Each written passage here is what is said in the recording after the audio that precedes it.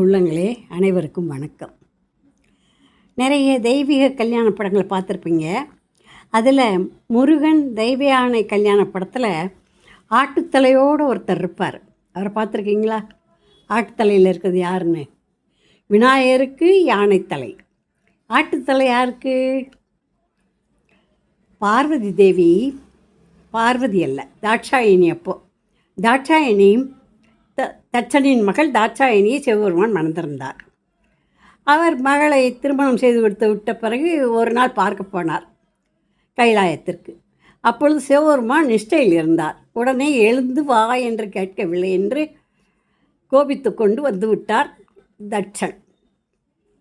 அவர் அரசன், என்ன சாமியார் தானே அப்படின்னு நினச்சிட்டு பொண்ணை கொடுக்க மாட்டேன்னாரு. ஆனால் பொண்ணை கொடுத்த பிறகு நம்மளை மதிக்கலைன்னு நினச்சி அவர் கோபமாக வந்துட்டார். வந்தது மட்டும் இல்லாமல் ஒரு ஹோமம் யாகம், பெரிய யாகம் வளர்த்தார். அந்த யாகத்துக்கு மகளையும் கூப்பிடல, சிவபெருமானையும் கூப்பிடல. கூப்பிடலைங்கவும் தாட்சாயினி இல்லை நான் போயிட்டு வரேன்னு சொல்லி சிவபெருமானோட சண்டை போட்டு போகிறாள்.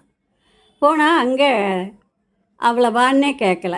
அவள் கோபத்தில் 4 திட்டிட்டு அந்த யாகத்தில் விழுந்துட்டான். இறந்து போகிறான்.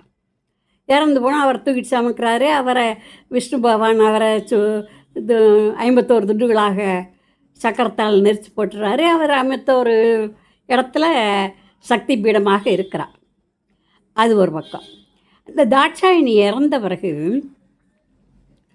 பார்வதி தேவியாக பிறக்கிறார். அது அடுத்த பதிவில் சொல்கிறேன்.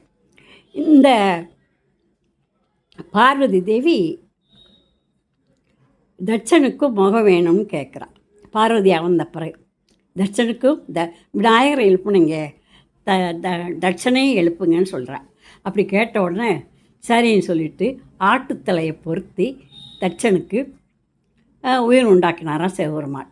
அதனால தான் அவர் ஆட்டுத்தலையோட முருகன் கல்யாணத்துக்கு வந்திருக்கிறார்.